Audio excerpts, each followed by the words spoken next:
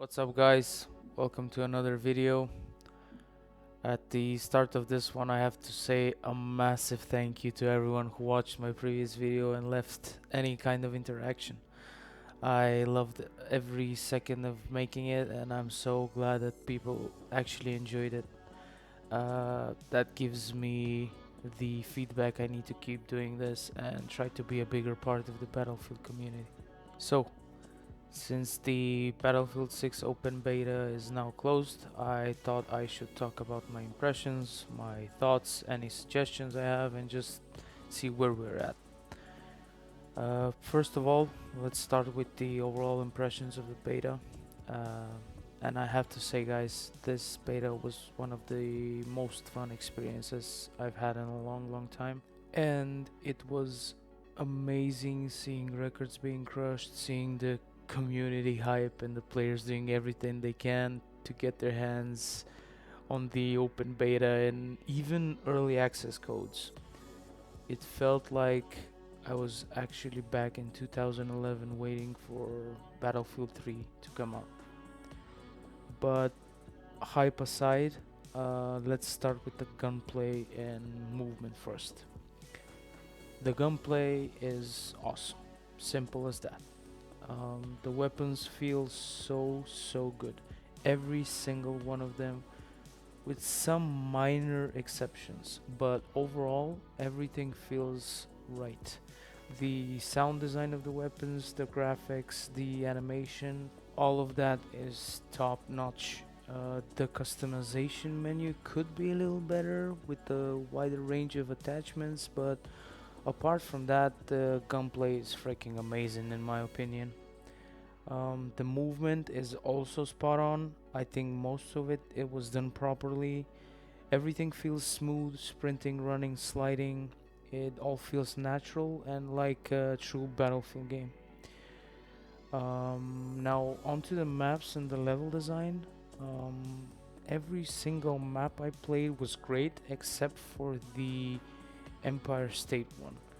The map is so frustrating because as soon as you spawn in your HQ, the first thing you often see are enemies.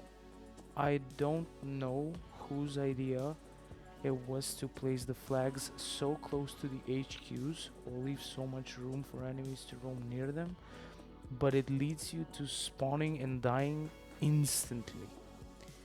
There's zero cover, no safe spawn. The enemies are just gunning for you out of nowhere before you can even react. I've seen this same problem across all four maps: Liberation Peak, Iberian Offense, Siege of Cairo, and the Empire State one. The HQs can all be invaded way too easily without the enemies facing any real punishment. It's worst on the Empire State map, but the others still have the same issue, just less severe, I would say. They really need to move the HQs somewhere safer, add blockages for enemies, or give the friendly team more cover to work with so that the spawning isn't an instant death sentence. With that being said, there's one thing to keep in mind. These maps were, I believe, shorter versions of the originals. So, when we talk about the map issues, we have to consider that they might already be different in the full game. By the time Battlefield 6 comes out in October, if everything goes right, this might already be fixed, or it might never even have been an issue in the full release. So I'll criticize, but I'll also leave some headroom for the dev team because there's a good chance this was just due to the shortened beta maps. Moving on, I'd like to briefly talk about the graphics and the performance. I think that the graphics are very good. Honestly, they're just awesome, but there are a few things that need to be upgraded as soon as possible. For example, the game often looks blurry, and if you try to remove the blurriness, you're left with an over sharpened version of the game. which is its own problem realistically. As for performance, I didn't experience many crashes. I had a few, but overall, I'd say around 90% of the open beta was problem free, at least in my experience. Moving on to the vehicles and the combat balance, I would say. Um as we all know, everyone's been talking about it. Vehicles feel unresponsive. They feel heavy, kind of hefty compared to previous Battlefield titles. And while I believe vehicles should feel heavier than before, which would be a good addition, in my opinion, they shouldn't feel that unresponsive, if you know what I'm saying. If people don't want the heavier feel, maybe DICE could add a filter or an option for legacy driving so both sides of the community can be happy. Personally, I think the heaviness makes sense as long as it matches the damage output. And right now, vehicles are insanely overpowered. A BTR can one shot you without even being a direct hit. That's crazy. Vehicles are really, really strong, and I don't think that's bad. They just need to be more responsive so players actually feel in control. For example, one of my friends is a pilot, and he mentioned that the cannons have basically zero splash damage, and I agree.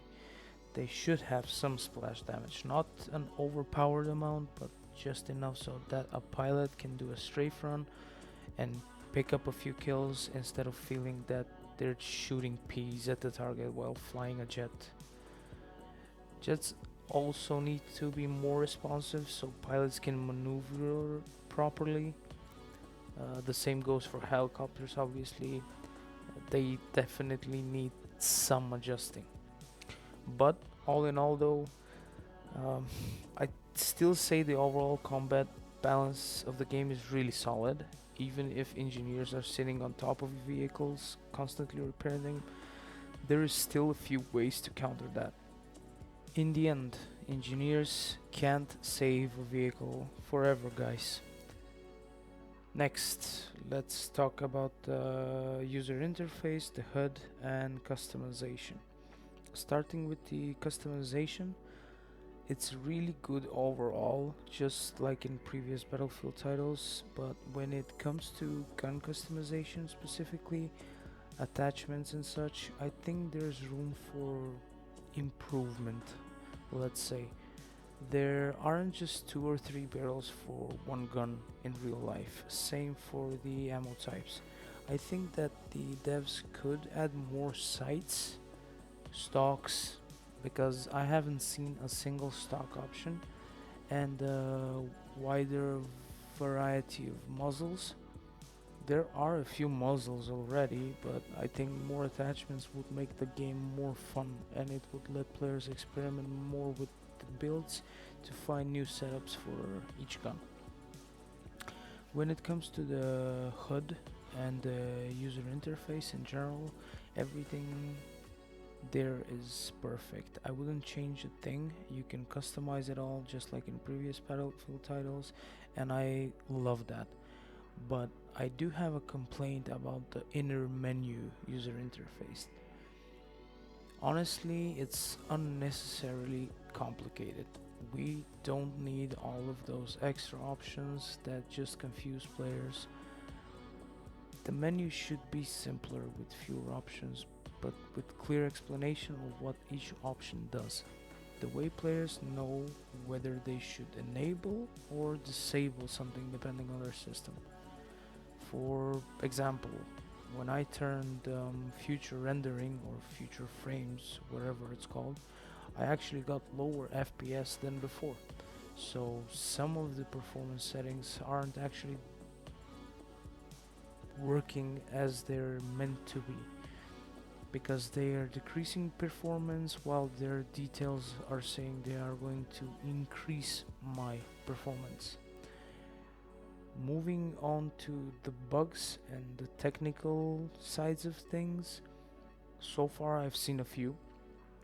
The biggest one is obviously the skybox climbing exploit. People are getting on top of the map, and that's just ridiculous and needs to be patched immediately before the game is out. Players should not be able to go up there. Another bug I've run into is when your soldier hits a surface wrong, like stairs or a rock, and your character just launches into the air and you're in the air completely without control. That's something that definitely needs fixing.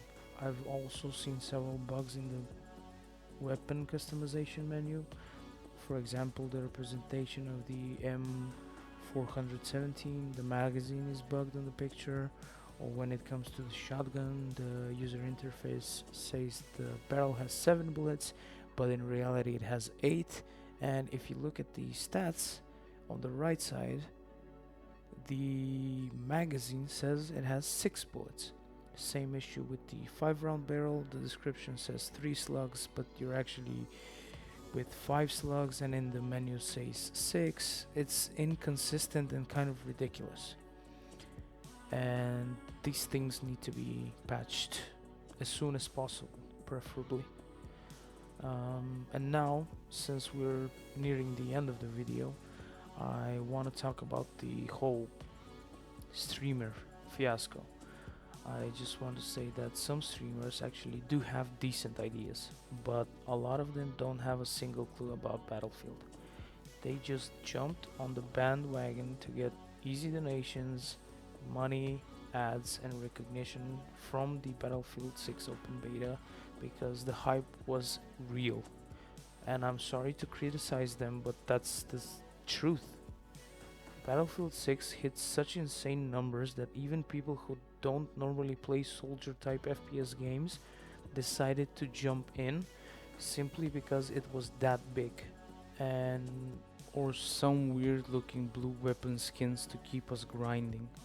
And while we are at it, when it comes to streamers talking about weapon balance, especially people who have zero skill or zero knowledge of any FPS game, let alone Battlefield, I keep hearing the same thing. Nerf the guns, nerf the shotgun. Unpopular opinion, guys. Do not nerf the shotgun. The shotgun is a glass cannon weapon. That means if you push me while I'm holding a corner with the shotgun, the probability is simple. If I'm any good, you're dead. The only way you survive is if you outplay me, distract me, force me to miss, or counter me with the same type of weapon. That's how it should be. So no, don't nerf the guns. The balance is fine, especially with the shotgun. What people need to understand is you cannot just push tight corners and expect to beat a shotgun with an LMG shooting 500 RPM.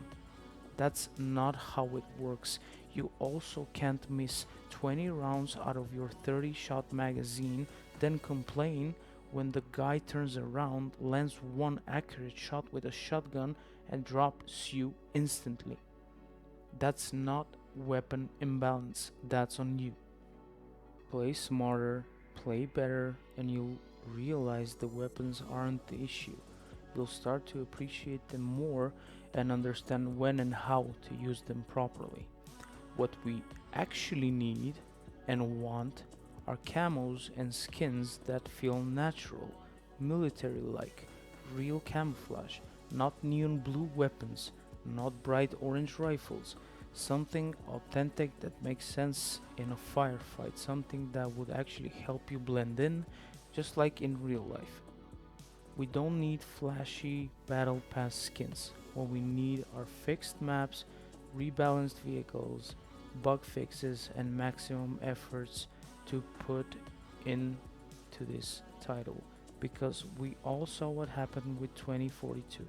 We need everyone to work together, stay together, have each other's back, and bring suggestions as a community, not as people trying to profit off the hype of a new game that so many genuinely love.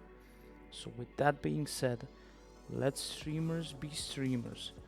Support the ones who are actually working on the Battlefield community, the ones giving the players perspective, not the microtransaction loving streamer who would happily drop 300 bucks on a bright blue knife skin just to flex, or thinks his gun works better because it's green instead of the standard army look.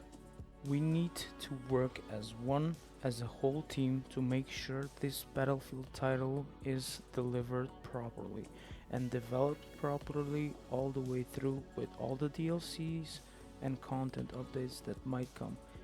Maybe we'll even see something like Battlefield 5 where everything came to the base game without DLCs, who knows. But honestly, I really hope they don't miss this shot. This is such a huge opportunity. They need to work on these things before launch and not after, because nobody wants to see another failed launch. Believe me, everyone just wants to play the game without worries, without problems, and just enjoy Battlefield like it's back in 2011 and it's Battlefield 3 all over again.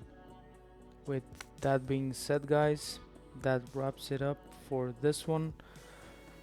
I'm honestly just really excited. This is only my second video on the channel and I can't say thank you enough for the support so far. It means a lot and it's what keeps me motivated to keep going and keep sharing my thoughts with the Battlefield community. If you enjoyed this one, stick around. I've got more coming.